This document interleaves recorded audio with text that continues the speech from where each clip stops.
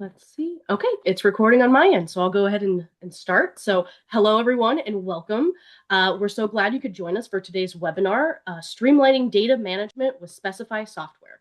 My name is Shyla Davison, and I am the Education and Outreach Coordinator for iDigBio, and I will be moderating today's webinar. Before we begin, I'd just like to take a few minutes to talk about iDigBio and the work we still have going on. As many of you know, iDigBio will officially conclude this year. For the past 15 years, iDigBio has had an incredible impact supporting research, collaboration, and innovation on a national scale. This is not a moment of sadness, but one of transition. We're proud to pass the torch to the broader community, confident that the mission of advancing biodiversity digitization and discovery will continue in capable hands.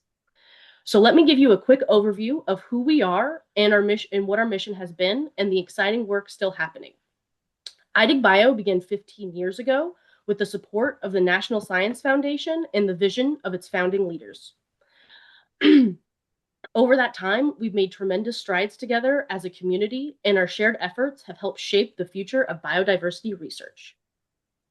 At its heart, iDigBio works to make biodiversity specimen data widely available and useful through digitization, training, open access, and creative new applications. And while iDigBio as a project will eventually close, our mission and the data the community has generated will live on. Thanks to the contributions from more than 1,000 biodiversity collections across 350 institutions in the US, the iDigBio portal now hosts nearly 150 million specimen records and 65 million media files from over 2,000 datasets. These data will remain available long after iDigBio, continuing to serve researchers, educators, students, and the public. And we're not done yet. As we move towards the conclusion of the project, we still have new initiatives on the horizon.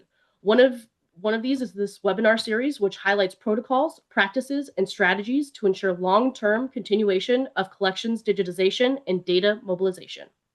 The collections community is well positioned to sustain this important work, and we're excited to support that transition. So today's presentation offers a great example of what sustaining digitization looks like in practice. So for over 30 years, Specify has supported biological research in museums and biorepositories in managing and improving their collections data. In this webinar, we'll explore how Specify tools help streamline data entry, editing, and sharing while making data more visible, usable, and fundable for long term, along with a look at what's coming next. So before I hand things over to our speaker, just a quick reminder, as with all other iDigBio webinars, the chat and mic functions will be disabled. Please post your questions in the Q&A feature, and we'll get to as many as time allows at the end. So we have about a 50-minute presentation, and we'll get to those questions after that. So thank you for your understanding. And with that, I'll turn things over to our speakers. Stop sharing.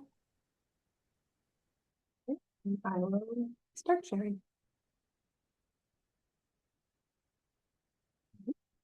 Hi, everyone. My name is Theresa with the Specify Collections Consortium, and today I wanted to go over some of the ways that Specify streamlines data management for our members, all of which goes to support the iDigBio mission, which Shyla referenced, of continuing biological collections digitization and data mobilization, which we support through tools and features such as our relational data model, data sharing, customizability, streamlined data entry, data cleanup, data relationships, trees, and data export tools, all of which I'll kind of touch on today.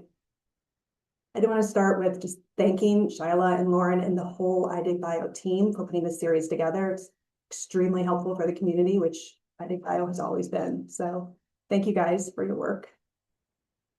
For the Specify side, I want to start with a little bit of background on Specify for those who aren't quite familiar with Specify already. So Specify has provided collection management software for natural history collections for over 30 years. And we've recently branched out into supporting geology collections as well, so we can support the entire institution. We're used all over the world on 6 continents and in 25 countries, and have members ranging from a few thousand records to national consortia and government organizations, which have millions of records in their collections. We are cloud-based, open source, relational software for every type of geology and natural history collection. So I want to start by talking about the relational database part that I mentioned earlier. So if you're not familiar, a relational database means that every major part of a record or data about a specimen has its own record. So for example, the taxon will have its own record, agent will have its own record, locality, geography, all have their own records. And then those records can relate to one another in various different ways. So you can have a one-to-one relationship, meaning one object is related to one other object in another table. You can have a one-to-many, meaning one object can relate to many, which you might use for the determinations. So one specimen might have many determinations. So we allow you to link to many determinations.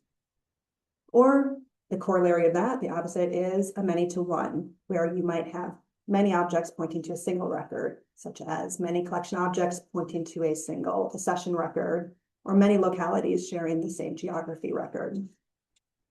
And all of this kind of helps decrease the chance for data entry error and data getting out of sync, because since everything's pointing to the same record and sharing the same record, you only have to enter that data once, and you only have to update it once for everything to see that update. So you're not risking missing out on updating a record somewhere.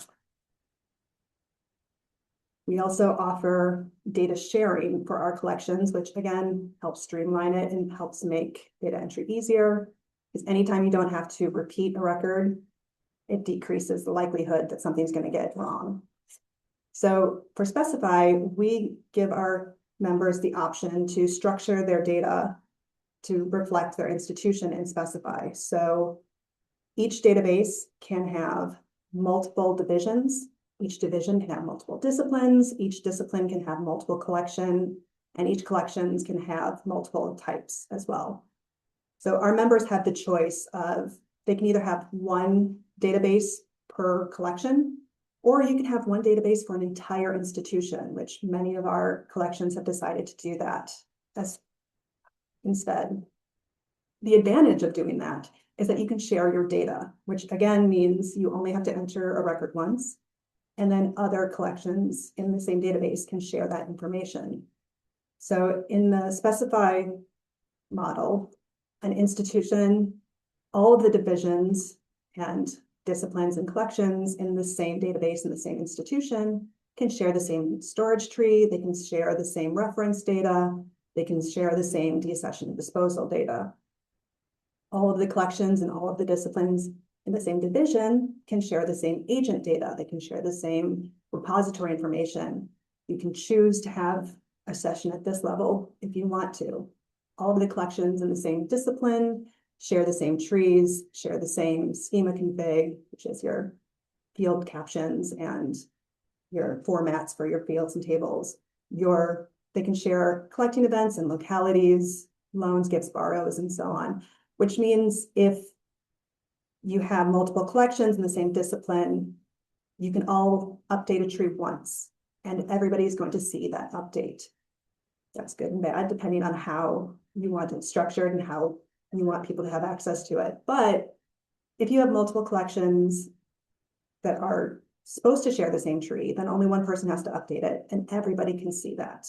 Or if you go into the field and you've brought back specimens that might go into multiple collections, you only have to enter the information about that collecting event once, and everybody can see that update and see that record and be able to reference it. So again, it saves you time, saves you the possibility of data getting off. The next thing is customization. So since the beginning of Specify, since its very inception, customization has been one of the most significant considerations in design and Specify. We want to be able to meet our users where they are. So we want to support your workflows and your data entry procedures. No two collections are ever the same. It doesn't matter if you're in the same institution or in the same discipline. Nobody does everything exactly the same. And we wanted to support you in that because we know everybody's a little bit different. So to that end, Specify has thousands of fields in hundreds of tables that you can choose from, so that you can choose the fields that fit your workflow the best. And your data entry forms can reflect that variation. So you can have different data entry forms for your different collections, depending on what you need. You can even have different data entry forms for different users in your collection. So say if you're in the middle of a digitization project and you only want your certain users to have access to certain fields, you can customize the form for them so they're only seeing certain fields. So they're not running the risk of entering data in the wrong field. And you can add restrictions on these fields. You can add pick lists to these fields, so you can really control what data is getting entered into your database. Along that line, we also have conditional forms, which means you can have slightly different forms within the same, or very different forms within the same collection. So you can say you have a different object type and have different forms show up depending on the type. This is particularly helpful for things like preparations, where you might have, say, a tissue preparation. And the tissue preparation is going to have different data entry fields than an ethanol data entry form. So this enables you to have both of those. When you're searching, you can see all of the fields. But when you're entering data, the forms can be very pointed and very focused so that you can be too. So getting into streamlined data entry. So in addition to the forms that we just saw, where you can enter one record at a time and set those up according to how you enter data and what your workflow is, we also have several different features, such as clone, carry forward, and bulk carry forward. So clone means that you are copying a record identically, except for unique identifiers. So you can enter the data for a record and then hit clone, and it will create another record that's identical except for the unique identifiers. If you have your unique identifier set up to auto increment, it will automatically add the next number for you. You don't have to worry about it. So again, if you're doing some sort of digitization process and you have a series of specimens that have basically the same information, you can just hit that clone button and carry the data forward. Now, carry forward allows you to be much more pointed in how you carry data forward. So you're not carrying forward the entire record. You can choose which fields and which tables you want to carry forward. So you can decide, what the accession data is going to be the same for all of this, and so are the determinations, and so are the preparations. Say if you're digitizing a tray of bees. So all of that data is going to be the same, but the measurements are going to be slightly different. The attributes are going to be slightly different. So you can carry forward the data and not worry about entering it incorrectly or wasting time entering the same data over and over again, and just focus on the areas that are going to be different for the records.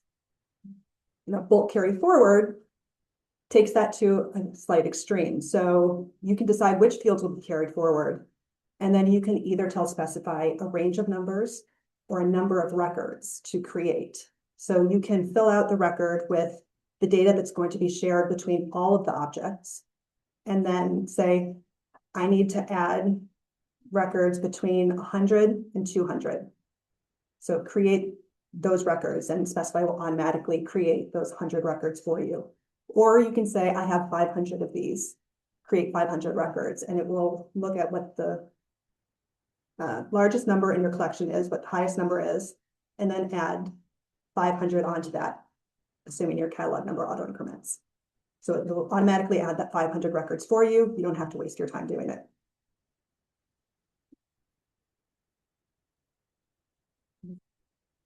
So we also have the Workbench as well, which is a spreadsheet-based application that allows you to bring in large amounts of data at the same time. So hundreds or thousands of records can be brought in at the same time if you want to.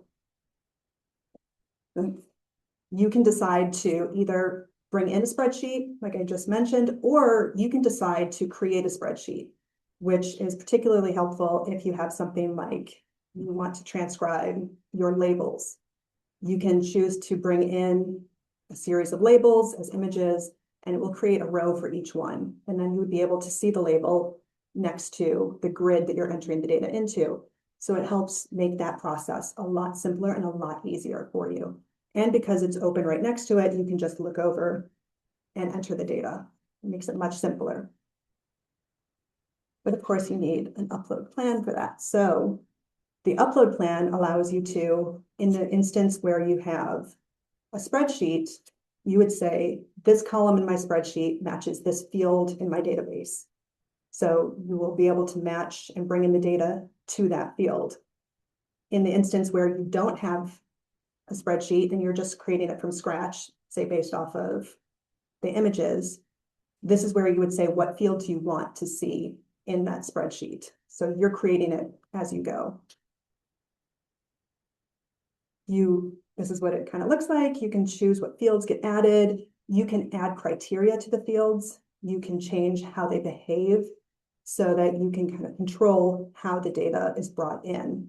But once you map one of your columns or add a field to the mapper, that field will act as it does in your database. So if your field has a controlled vocabulary or is a date field, Specify is going to require that the data in that field match what the database requires for it. So you are going to be controlled by only the values in this pick list can be in this field, and it will mark it if that's not matched. Same thing for dates or any controlled field or formatted field.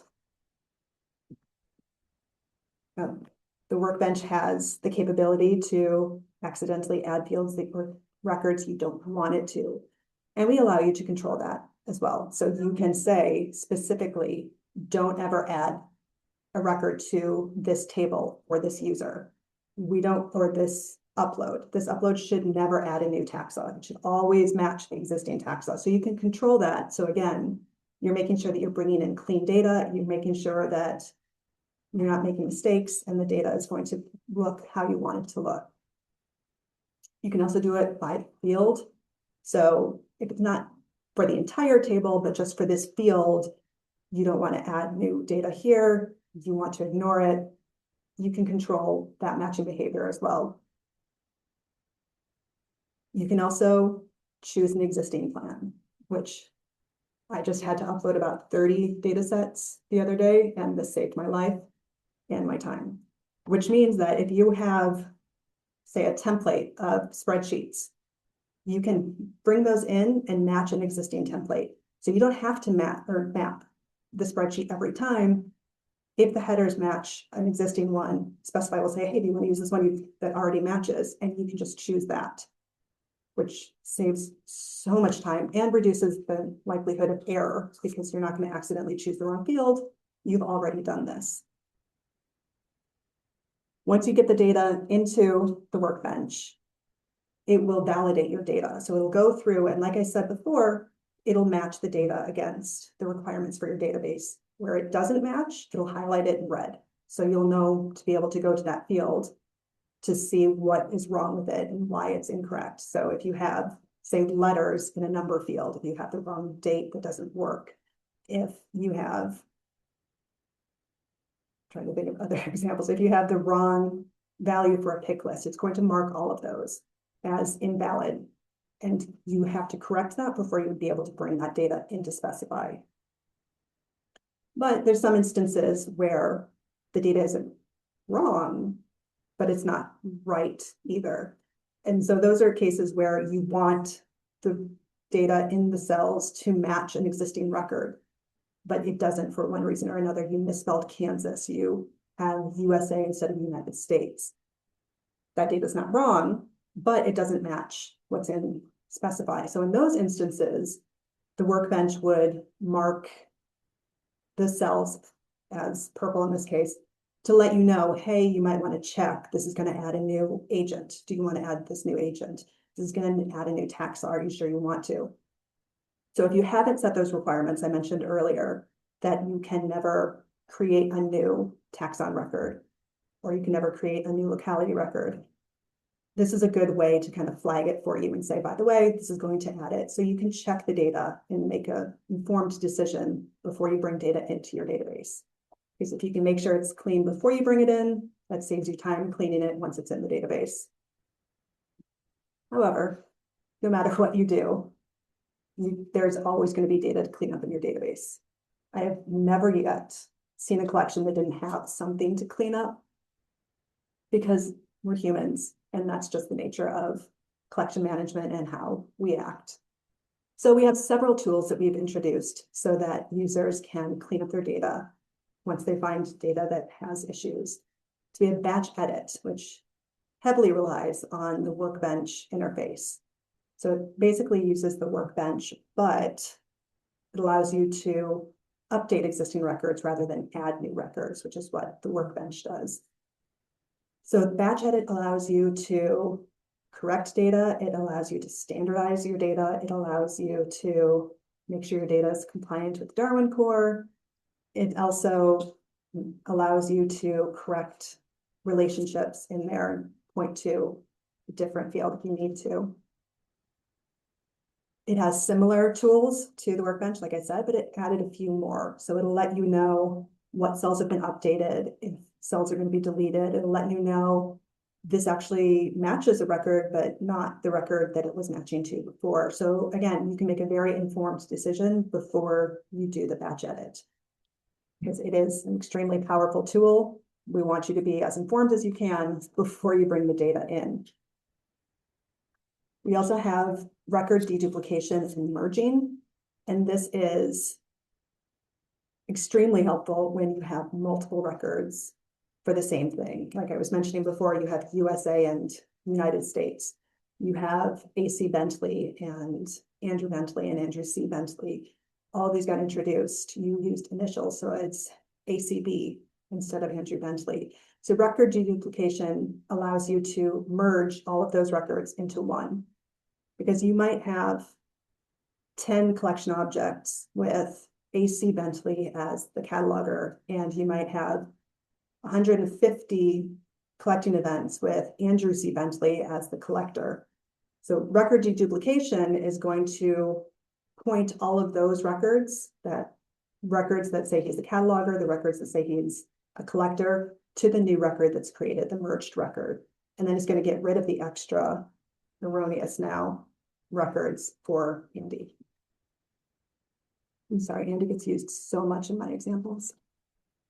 The record merging tool works currently with agent, collecting event, locality, and paleocontext, which we've discovered is by far the majority of the instances where this is going to happen. Usually it's agent, often it's locality as well, where it kind of gets duplicated. So this allows you to merge all of those and make sure it's correct. Again, it's a powerful tool, so we want you to be as informed as possible when making the decision. So one of the tools, this is what the record merging tool looks like once you're actually in it.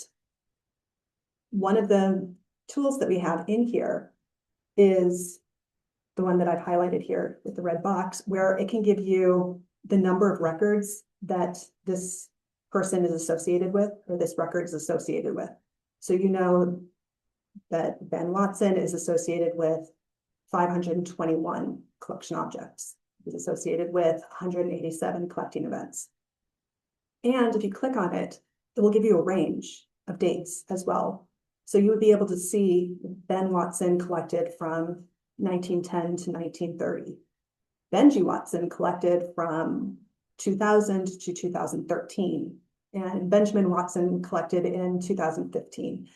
So before you merge it, you can see when they were active and what they were doing, because frequently it stays in the family, or there's common names, or there's not enough information to know that these are different people. So those date ranges really help you to determine the person collecting in 1910 is likely not the same person collecting in 2000, but the person collecting in 2015 likely is the same person. So before you've done anything, you can make, again, an informed decision about merging them.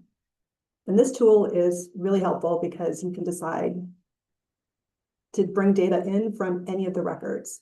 So if Ben Watson has a great address that you want to use, but Benji Watson has the ORCID ID and Benjamin Watson has all of the title information about him, you can just click a button and bring all that information to what the merged record will have. And so you can very quickly bring it over. You don't have to repeat it. You don't have to retype it. You can pick and choose what data to keep. Next, to help streamline it, is data relationships.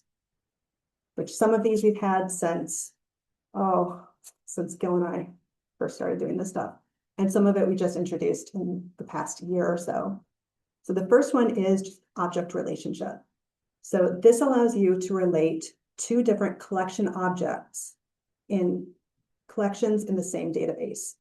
So you might use this for, say, tissue voucher, or you might use it for host information, all assuming that both objects are cataloged in one of those collections.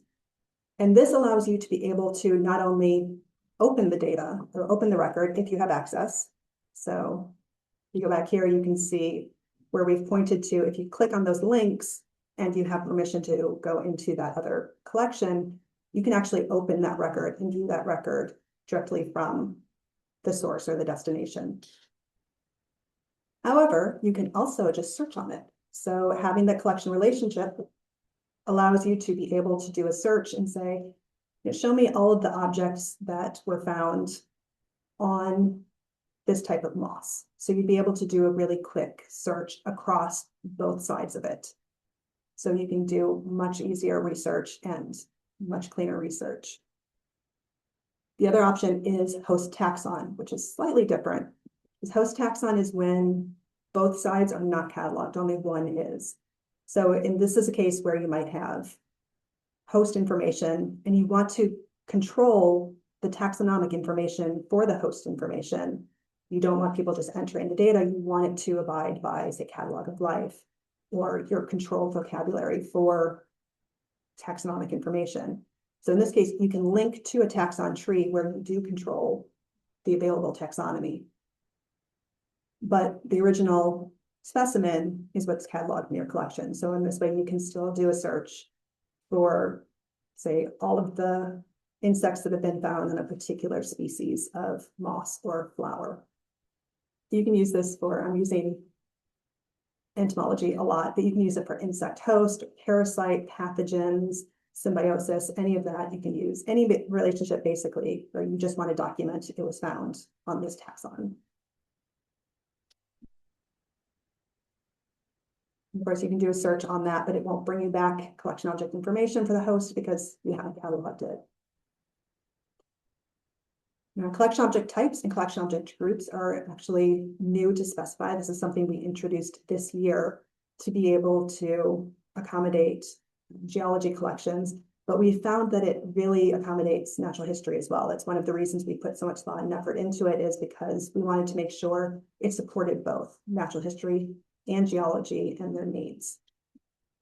So collection object types allow for different types of objects to be in the same collection and allow you to catalog those different objects. We introduced this primarily for, again, geology, where you might have minerals and rocks and meteorites and paleontology all in the same collection, all managed by the same person, all together in storage. But you want to keep it all in the same collection. But each one of those will have different data entry requirements. Each one will have different classification trees. Each one of them may have different numbering sequences. So collection object types allows you to do that. You can create a type, and that type points to either its own tree, or you can share trees between types. That collection object type will have its own forms, or it can share forms, and it can have its own catalog number sequence as well. You can have multiple of those in the same collection. We found this also helps with natural history collections who might have different types of objects in the same collection. It's not uncommon for a collection to be a vertebrate collection. So you might have frogs, or you might have mammals, you might have fish. Fish are not, or fish are vertebrates, I thought I said mammals, sorry. So you can have all of those in the same collection with different entry information. So you can keep track of all of it and you can search on all of it. So the collection object types, again, allows you to be able to search on all of that data, or you can categorize it if you want to and just search a particular type. Now, collection object groups allows you to group different collection object records together. So there's 3 different ways that we categorize this. There's discrete, which means they are completely separate physically objects, but they're related in a different way. So it might be that they were found in situ and you want to keep that that relationship documented. It might be that they weren't found together in situ, but they were actually the same object, and you want to document that they are actually belong together. Consolidated means that it's all the same piece. So that could be, you have a slab that has multiple fossils on it.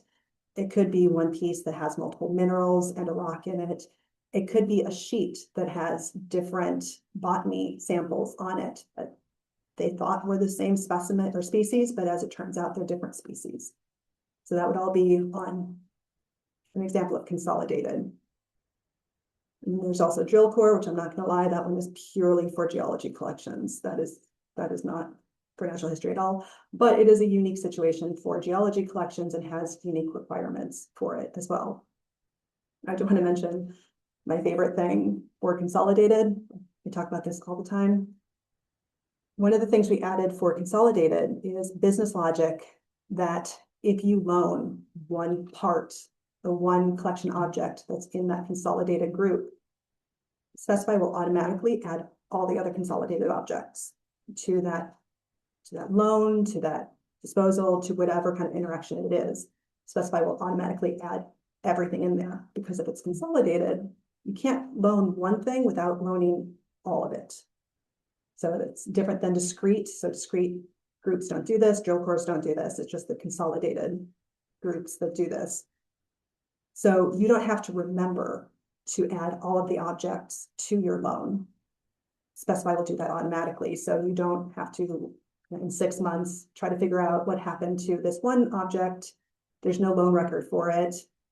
Well, you have to go and see what else is associated with it. Oh, that one's loaned, so this one must be too. Specify is going to do that all for you. So you can go to the record, you can see that it's on a loan, you can see that it's unavailable and where it is. So it's really streamlines it for you. Again, reduces the possibility that mistakes are going to be made.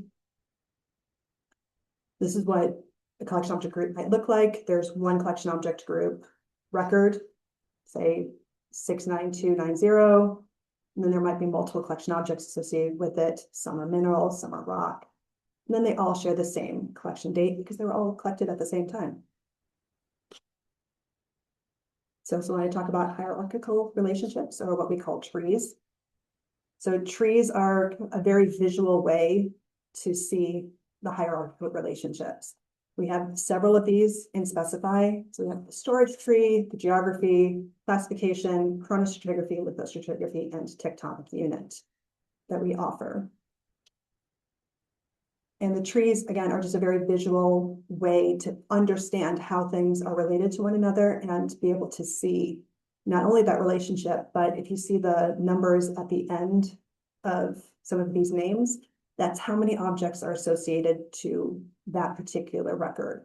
So right now there's no objects that are determined to Alba, for example. But if there were, you would be able to click it and do a search and see all of the objects, the collection objects associated with that particular species.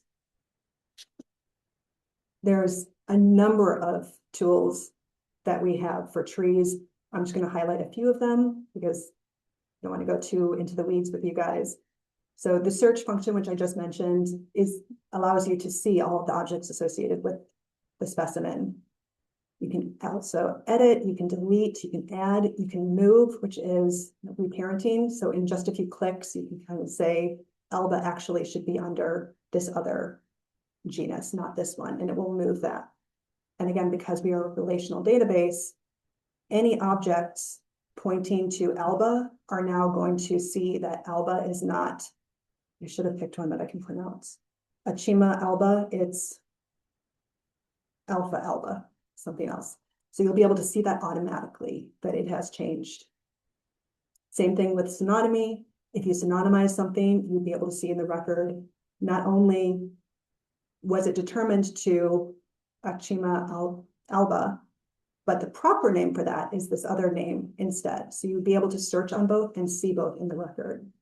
And you only have to do it once in your tree with just a few clicks. Merge is a way that you can clean up your trees. It's kind of like the batch edit or merging that we talked about before. You can select records in your tree to merge. So if you do have USA and United States, you can select both of those and say merge these into United States. And it will point anything pointing to USA, to United States, and then get rid of USA. My favorite tool is bulk move, which is a little bit complicated to explain, but again, my favorite. So I wanted to talk about it a little bit. So when you're creating your storage tree, and this is only available in your storage tree, frequently you're going to have a set structure for it. You're going to have a certain number of rooms. Those have some aisles. You have cabinets 1, 2, 3, 4, 5. And you have shelves 1 through 4 on each of those cabinets. Now, the move function I talked about before is a way that you could move, say, shelf 3 from cabinet 2 to cabinet 1. However, if you do that in storage, it creates a problem because now cabinet 1 has 2 shelf 3s and cabinet 2 has no shelf 3s. So bulk move is a way that you can actually just say, I just want to move the things that are on shelf 3. I'm reorganizing my collection. The stuff that was in shelf 3 is now over here. I don't want to move the shelf. I want to move the stuff in it. So bulk move allows you to say, keep all of the structure the way it was. I don't want to change the structure of the tree. Just move the data from one place to another. So it really facilitates collection updates and collection moves. It really helps you to just in a few clicks document that things have been moved around. You wanted to get into data exporting, which is something that every collection needs to do. Everybody here, I'm sure, has had to export their data. Gil and I were just talking about exporting data and how different ways that you have to do it. So Specify offers a variety of ways that you can export your data depending on what your needs are. You can export your entire database if you want to back up your database or a copy of it for one reason or another. This is only available to people who have permission to create a backup because you might have sensitive information. So you can limit this to who can back up the database exactly. You can also export queries. Again, you can only export data that you have permission to see. And you will only be able to get back in your query data that you have permission to see. So this is a way that you can export very quickly, just some query results. You just want to be able to do an analysis on it. If you want to show the records to somebody else, you can export your data and share that. However, you can also publish your data to an aggregator. So I made a big deal at the beginning about how customizable we are, which again has been a main consideration for everything that we've done is being customizable. But being customizable doesn't exactly help when you're trying to aggregate data. So Specify has a way that you can export your data in Darwin Core format. So you can match the format required by different aggregators to get your data in a format that they can ingest. And that makes it searchable and findable for other people who are doing research or looking into different specimens. So Specify 7 can function as an IPT, so you can get your data out there. It works off of the query builder, which I've referenced a few times but haven't shown, where again, you can create a query. You can say what data you want to be exported or what criteria, limiting criteria, you don't want certain data exported. You can create that query and then create the export. We have a whole pipeline established for Specify 7. So you can build the query, you map it to the Darwin Core identifier fields, then you grab it or create an EML, you update the data set EML, define the export procedure. So you can say, how often does it update? You can define all of the attributes of it, and then you can publish it and verify that the data is correct. It's another very important step. So even though we are highly customizable and accommodate for your particular workflow, we also make sure that you can get your data out there and make sure that it's searchable and findable for people. So a little bit about future development. One of the aspects that Gil and I were just talking about for exporting your data is it can be a little bit tricky to figure out exactly how to match it up to Darwin Core. It can be a little bit tricky to get it all set up. So that's one of the primary things we're working on this year is to make it really a lot more user intuitive, to be able to match your data to Darwin Core standards. And that includes the popular GBIF extensions. So anybody can really, with permission, can figure out how to get their data out and get it to the aggregators. We're also improving our barcode support. We're working on schema sharing, which allows people to be more standardized. So if you want your data to be standardized, if you want all of the collections in your institution or you're part of a network and you want all the collections in the network to share the same fields, to share the same field names and field formatters, you can do that. And schema sharing is a way that you'll be able to share your schema across all of those. So you can really standardize your collection or your institution or your discipline or your network. We also have a Specify guided setup tool that will be out this year, which means that you can create your own database for members. Members can add collections and experiment as well. So this will give you the opportunity to do that. And we're working really hard on our API improvements as well. So it makes it easier for you to get your data in, for you to get data out, for you to analyze it, all of that through APIs. Okay. And that's everything I have today to show you. If anybody has any questions, members can go to discourse.specifysoftware.org and see all of our documentation on there. Non-members can see some of the documentation on there. If you have questions, you can email me or you can email support. We are more than happy to talk to anybody and answer any questions.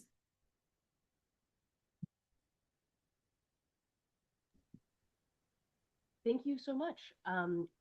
Great presentation. I see we have a couple of questions in the Q&A. I just want to remind everybody, if you have any questions, please go ahead and drop them now. Gil has a question. Let's see. If you clone or carry forward, can you then immediately edit that new record? Yes. Instantly. You can either edit it before you save or after you've saved. Excellent. The next question, in the trees, what are the numbers at the higher taxon, for example, Echmea genus, that are after the name 00? So And those Theresa, numbers, sorry. yeah, go ahead. Sorry, I was going to answer if you. So those numbers are, the first number is how many objects are determined to the children, or the first number is how many objects are determined to that particular taxon. We have numbers in all of the trees, so that particular item. So if the numbers were after a genus, it would be how many collection objects are determined to that genus. The second number is how many objects are determined to children of that object. So if it's genus you're looking at, it would be all of the species and subspecies of that genus. How many objects are determined to those? And so it calculates that for you.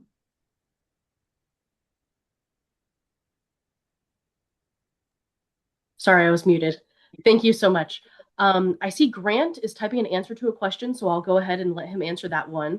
The next question is there a manual available for version 7? We have, I don't think we have a single manual. We have extensive documentation on that discourse forum site that I mentioned before, and I can put that in the chat. So members have access to documentation. Grant has done extensive work in documenting just about every aspect of Specify. So there's hundreds of documents on the Specify forum that people can access, that members can access and see just about every aspect of Specify. If you want to edit how the format for a collection or a catalog number, if you want to change a field name, if you want to change permissions, we have documentation for just about everything. Excellent. Thank you so much. We have one more question in the queue, so if anybody has any more questions, go ahead and drop those now. Grant is responding to it, but I'll go ahead and ask it anyway. How is it that y'all are so amazing? Thank you very much. I can't respond. I don't even know what to say. So I'll leave this to Theresa. We have a very, very good team. So we have an extensive team behind the scenes that you guys never see. You guys always have to deal with my face or Grant's face. But we have a very extensive team of really good workers. There's Grant's face. that do really dedicated hard work. And we've been really lucky with students as well. We work on a campus, so we have student workers, and our students have been absolutely amazing working with us. So thank you very much for the compliment. Go ahead, Gil. So I have a question for Grant. So back in the old days, anytime you wanted to make many changes to forms, et cetera, you had to be an XML expert. I understand that is changing to some degree, or maybe already has. Can you describe what you've done with that? So we've done a lot of work to get rid of all of the XML code that's necessary to do kinds of customizations in the app. Now, whenever you're editing forms, you can see a real-time preview of what you're actually going to be using at the end. So we're not quite to completely what you see is what you get, but we're moving that direction now, and it really is lowering the barrier to entry. So it's much easier to set up all the resources and specify, and it's just getting easier every few months. Would that be Specify 6 and 7? Or This is all in Specify 7. So all of the new work we're doing, all these new visuals, editors, tools, it's all in Specify 7. right? Thank you so much. And I do see we have one more question. On controlled taxonomy, can you provide your own controlled taxonomic tree? Sorry, I'm muted. You can either, we can provide defaults for most of the disciplines, or you can create your own, or you can do a combination of them. So you can start with, say, catalog of life, and then, or worms, and then you can add to it as you go. Thank you so much. I don't see any more questions in the queue. I just want to say thank you so much, Theresa, for presenting and talking about Specify. And to everybody watching, just a reminder, this is recorded and will be available on our wiki around tomorrow. And I will go ahead and drop the chat. I will give it one last open for any more questions. If not, I will go ahead and call it. I think that's good. Excellent. Thank you so much again. And again, the webinar will be available tomorrow on the wiki. And thank you so much to our presenters. And I hope everybody has a great day. Thank you to you guys. Thank you, Shyla and Lauren, everybody.